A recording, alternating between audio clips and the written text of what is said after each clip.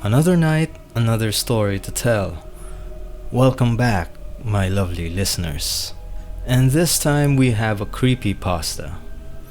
But before we get into the story, I would like to thank the author, Michael Page, for granting me permission to use their story. To find more of their stories, visit their blog and their Twitter account at atrophiedhush. I'll leave the links in the description box down below. And with that out of the way, let's get to the tale we have tonight. Shall we?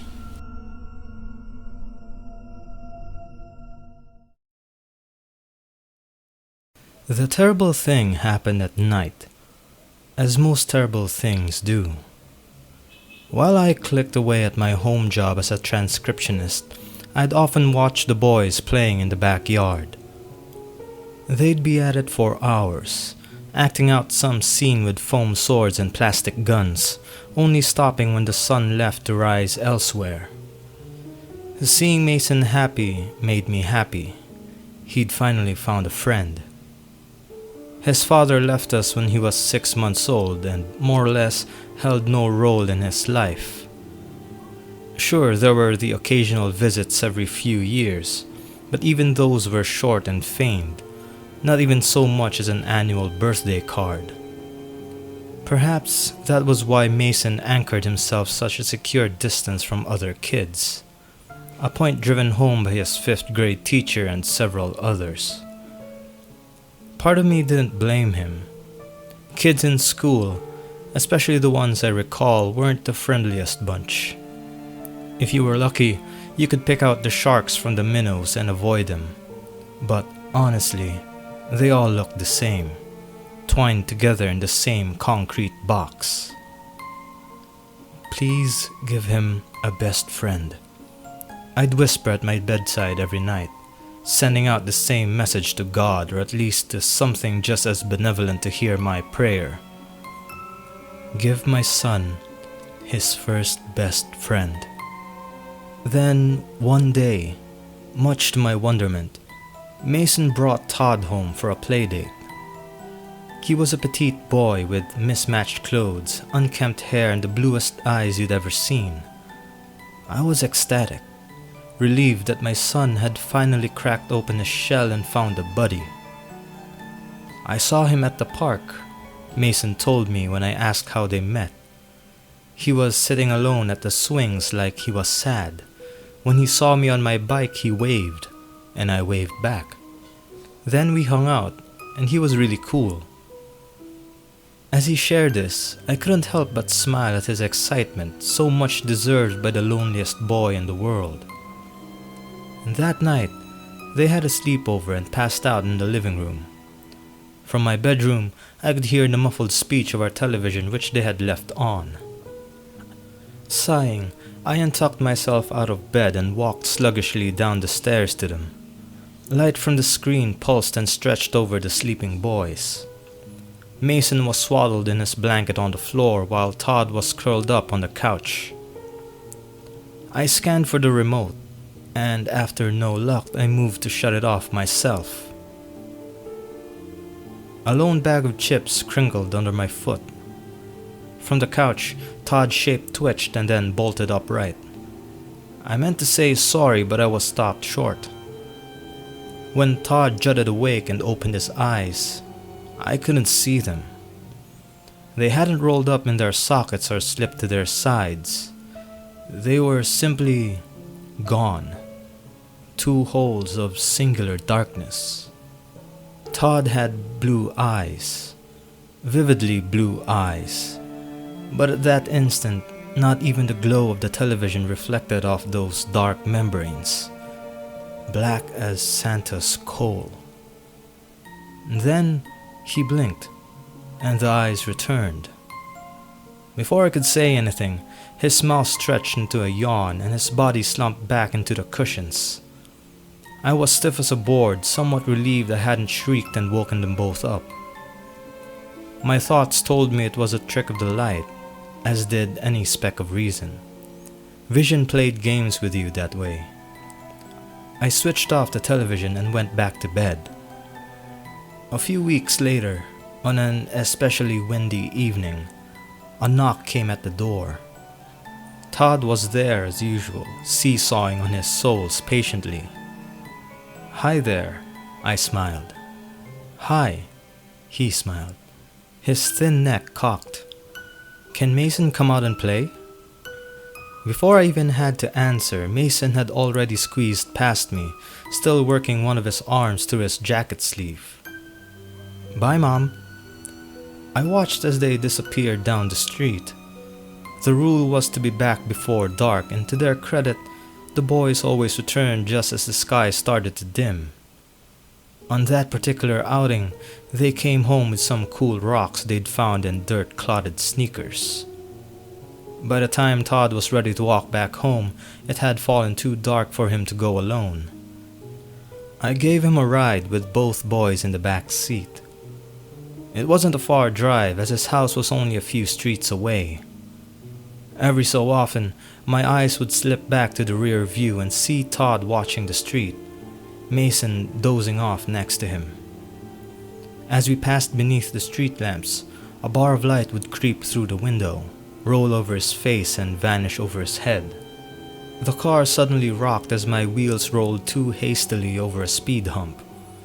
His gaze left the window and met mine. Only this time, as the slanted light skimmed over his features, blue eyes did not look back at me. They were gone, blotted out by the same oily darkness. Silent, murky circles. Even his skin, in just that quick moment, looked different. Like dry, mottled clay fit poorly over a skull, lips bloodlessly shriveled. I slammed on the brake, jostling all of us with a sudden lurch. Mason gasped himself into a wide-eyed awareness. As fast as it happened before, the straight-faced whore in my back seat returned to a sweet young boy, shocked and surprised. "Sorry," I breathed. "Sorry about that, guys. I thought I saw a cat in the road." We reached Todd's house, a white ranch style with a flowering dogweed tree in the front yard. As the boys said their goodbyes, I could only stare into the dashboard, my heart sending tremors down my arms. The world felt off its tilt, as if the lines separating actuality and nonsense were blurred. I was disoriented by how real it seemed. His eyes like deep, dark wells, his unhealthy skin stretched and pulled like a death mask. My thoughts clashed with the fold of my brain that formed logic, and eventually, logic won. It was all in my head. Period. But despite how far-fetched it sounded, I actively avoided eye contact with Todd, not even giving a sliver of opportunity for that oily pitch to return.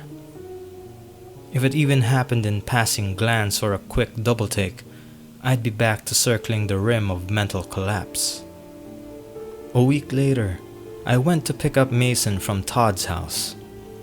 I'd pulled up along the curb, texted "I'm here," and waited there for some time.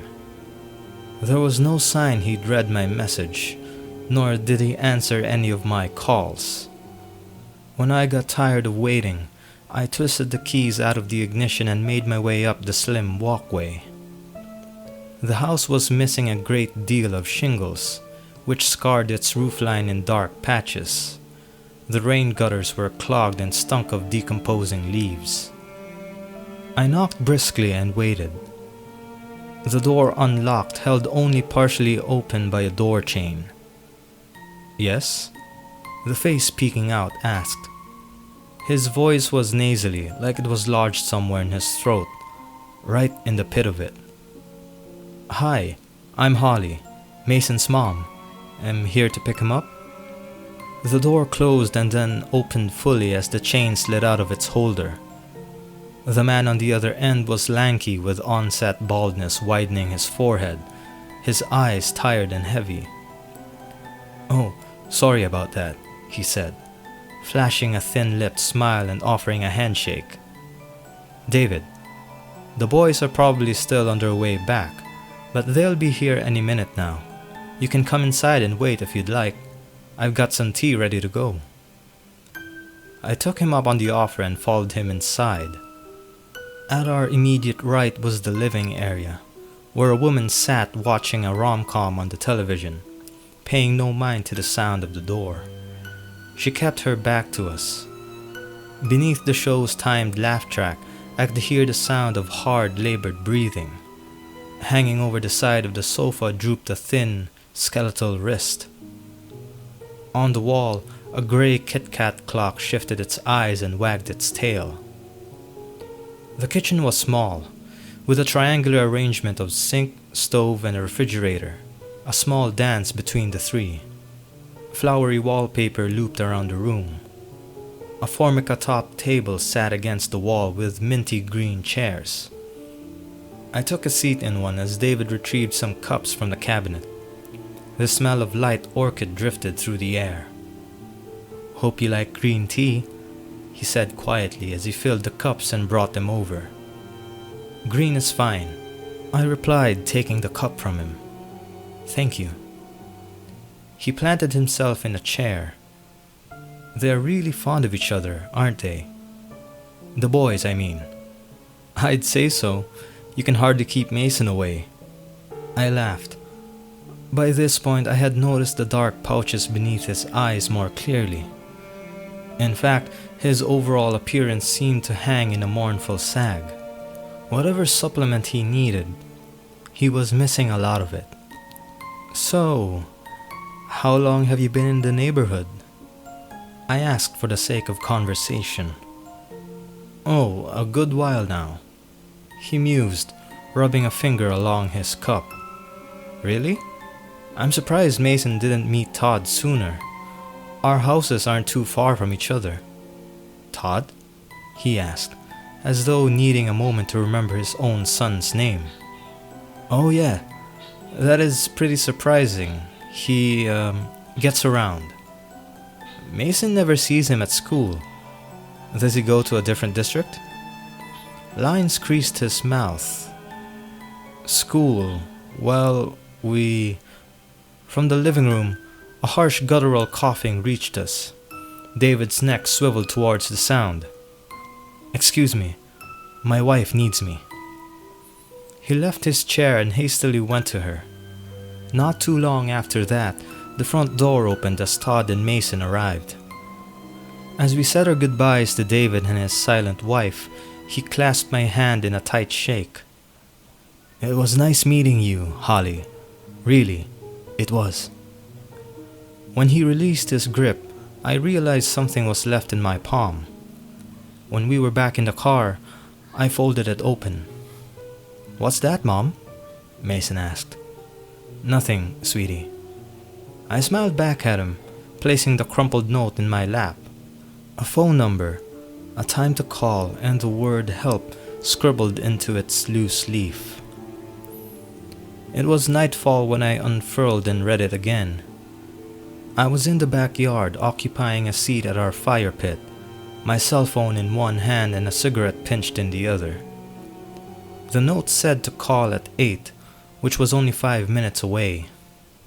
As the time drew closer, my chest grew tighter with anxiousness. Moments ago, I'd snuck into my own room, pulled out the bottom shelf of my dresser and unearthed the pack of Marlboros hidden there. 3 years I've been without him, and 3 years I'd kept my promise to Mason to stop smelling like an ashtray. But tonight, shamefully, they were the only thing holding me together. When the clock on my phone pulsed 8, I took a long drag on the cigarette and dialed the number. The tone churned in and out a few times and finally connected. "Hello?" David's voice chattered on the other end. "Who is this right now?" My heart rattled in my throat. "It's Holly, Mason's mom." The voice exhaled and then returned briskly. "I need you to listen to me, okay? Are you listening?" "Yes, I'm listening." "Keep it away from your boy." The fire pit popped and spat a few embers. "Keep what away? What are you talking about?" "Listen," he snapped. a manic weight to his words. Don't let Mason come over here anymore. It isn't safe for him. Don't even let it go over there. You have to stop this now. I twisted my neck back towards the house and then leaned forward in my chair. Are we talking about your son, right? No, isn't my son, he scorned. Not at all. Not in any way. You need to calm down. If you need help, I can call the police. No, no police, he screamed, his voice so tight and stressed that it splintered on the other end. It will take more from her if you do that. My wife, she can't handle much more. It's taking something from her, taking something from me. We can't get rid of it now. It's too late for us. But not for you. You can stop this. He started to weep and mutter to himself. It came to our door to use the phone. Why did we let it in? Why did we let it use the f***ing phone? Something stirred in his background. He paused and then whispered, "Keep it away from him." And then he hung up. I'm not sure how long I sat out there, but it was long enough for the flames to shrink into powdery mounds. When I entered the house again, Mason was on the couch with his tablet. "You smell weird," he said, taking note of me. "The fire pit." I lied, my thoughts too heavy to muster anything else. He flashed me a big smile and tactfully asked, "Can I have a sleepover at Todd's this weekend?" "No," I answered stiffly. "That isn't going to work." "Why not?" He persisted. "Todd always sleeps over here. Why can't we do his?" "Because, Mason, I said no. End of story." He shot an icy look of defiance at me. "Fine, then he'll sleep over here then." "No, he won't. We are going to take a break from Todd for a while." His jaw opened flabbergasted. "You can't do that." "I just did," I said, perhaps a little too matter-of-factly. As I walked back up the stairs, I could feel the burn of his eyes watching me on every step. Both of our nights now ruined. David's deranged garble on the phone sat with me for the rest of the night. I had no idea what to do, what to fix, or what to think. Keep it away. It isn't safe for him. The message, so vague but also desperately clear. I had to keep Mason safe. That was all that mattered. The next day, after Mason was back from school, I sat him down on the couch. "I'm sorry for last night," I said. "I was very stressed, but that is not the way I want us to speak to each other again, okay?" His eyes naturally scanned the floor. "Okay. I love you, Mason, and no matter what, I want you to be safe, so there are a few things I need to know about Todd. Will you do that for me?" He nodded again, his sneakers softly kicking the backpack slumped on the carpet. "Did he ever act weird or strange to you?" His head shook.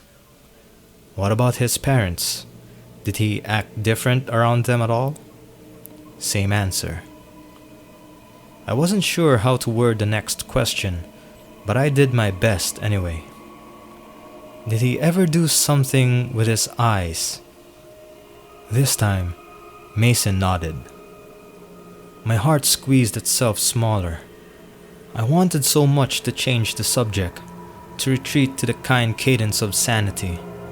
But I had to know more. I had to protect my son. What did he do with his eyes? "A trick," Mason replied hesitantly. "Told me not to tell anyone though." "You have to tell me." His lips crinkled, trying to keep the secret zipped up. Then he finally spoke. He could make them disappear. I felt drugged by his words. my head even feeling lighter, like all the logic in the world had just been raptured away. "You did see them," my thoughts repeated. "You did see the deep, dark wells." As quickly as all my self-doubt left, a scream of dread filled the empty spaces. "Did it scare you?" I asked. "A little," Mason replied absently. He said not to be, though, that he'd show me how to do it too. I grabbed his shoulder, making him jump suddenly. "He didn't though, right? He didn't do anything to you?" He looked confused, like I was the one talking crazy now. "No." "I know that he is your friend, Mason, but I need you to promise that you won't see him anymore." Mason's gaze flicked back to mine, his eyes wide with betrayal. "What?" The tears began to calm down. "Promise me," I repeated, the words like razors scraping down my tongue. "I don't want to. Mason!" After much hesitation, he tearfully replied, "I promise." I hugged him, closed my eyes, and surrendered to the cruelty of it all. For the rest of that hellish week, I kept my ears tuned for the knock at the door. For whatever reason, Todd never used the doorbell. Inevitably, the knock came. Behind the frosted glass of our front door, I could see Todd's vague shape teetering on his soles. When the door opened, he smiled up at me. "Hi, can Mason come out and play?" "Sorry, dear," I smiled back. "Mason can't play today." The corner of his mouth lifted as his neck cocked to the side. "Can he later?" "No, I don't think so. Sorry." His nose wrinkled and the skin between his eyebrows creased. "Okay." I closed the door, watched him leave, and that was that. It might take a few times, but eventually the message would sink in. Leave my son alone. I felt a sense of pride behind that, and what could possibly better protect a boy than his mother? But then I turned and saw Mason's cold eyes from the stairs.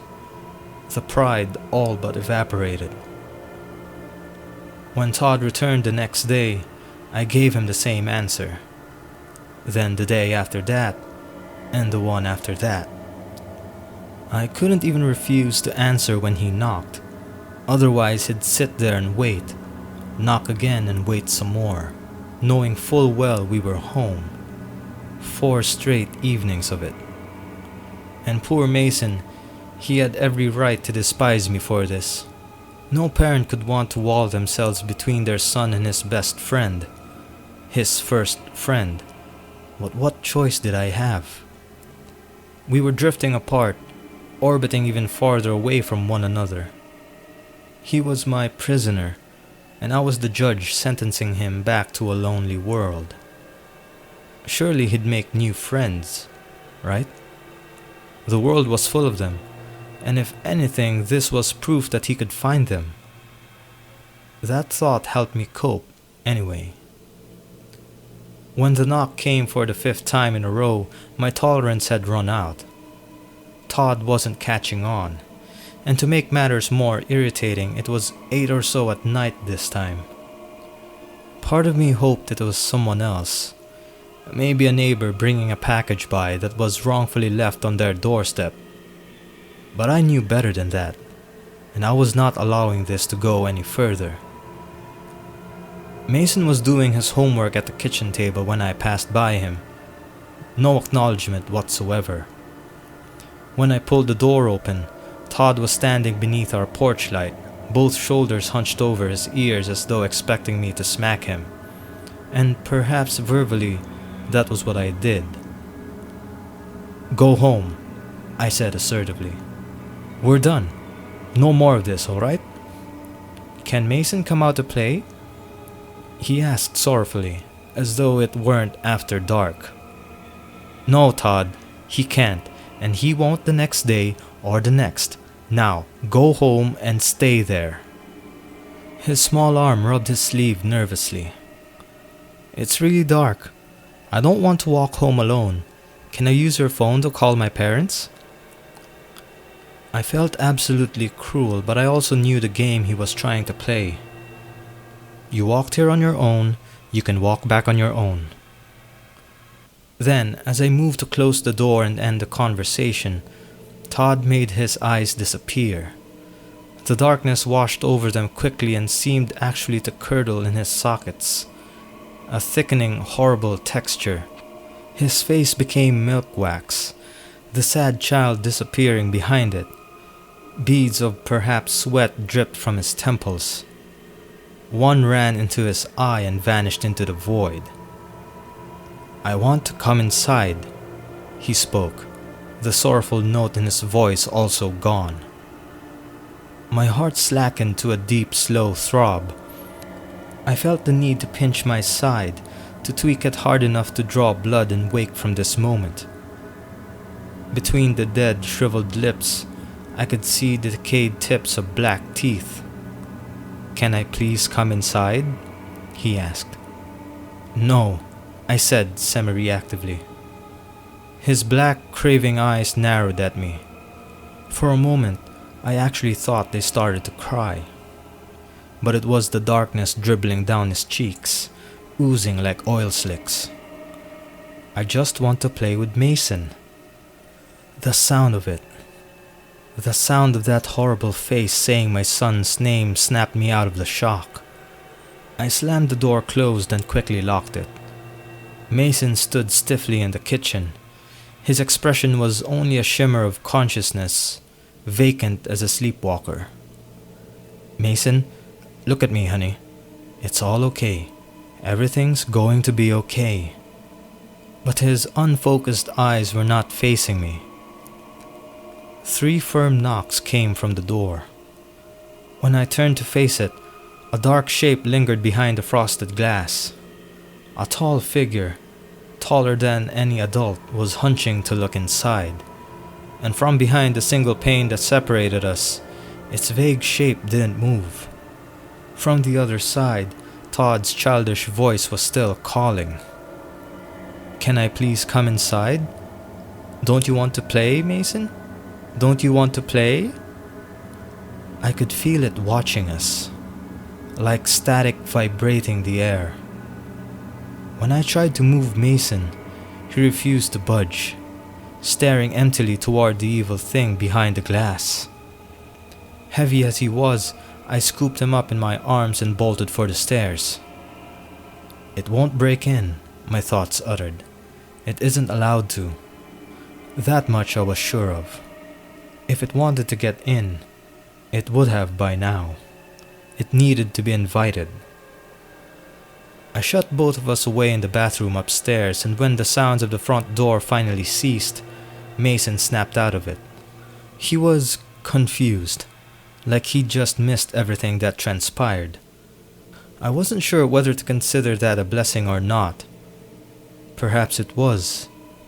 And perhaps also it was not God that answered my prayer. It was impossible to digest what happened that night. Sometimes I'd linger on the stairs, right on the top step, and watch the doorway, wondering if the glass would suddenly darken, if Todd's voice would slip through and ask to come inside. One night, David had left a voicemail on my phone. "She's gone," his voice whimpered. "It got what it wanted from her, drained her dry. Now, my wife won't wake up, and it's left us. I don't know what it wants from your boy, but it wants something. No matter what, don't let it back inside." The message cut out after that, and he still won't answer my calls. Todd never did come back, and I wouldn't have it any other way.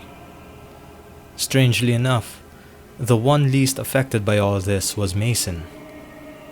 I was worried to see him fall back into that distant bubble, but that isn't what happened. He started to make friends with other kids around the neighborhood. New friends. Normal friends. He'd become a real social butterfly. And despite my brain ripping itself apart to understand what I had seen, I at least had that comfort to cling to. Seeing Mason happy made me happy. Lately, though, I've been feeling strange. It's been harder to feel motivated about things, let alone get out of bed in the morning. Even my appetite has started to dwindle. Day by day, I've been growing increasingly sapped and lethargic. I don't know what's wrong, but it's getting worse. Mason's been helping me get around the house, even going out of his way to play chef and make me things to eat. He's a good boy. But sometimes, dear Lord, I catch something in his eyes, something that shouldn't be there. But it's only a trick of the light. Please, God, let it only be a trick of the light.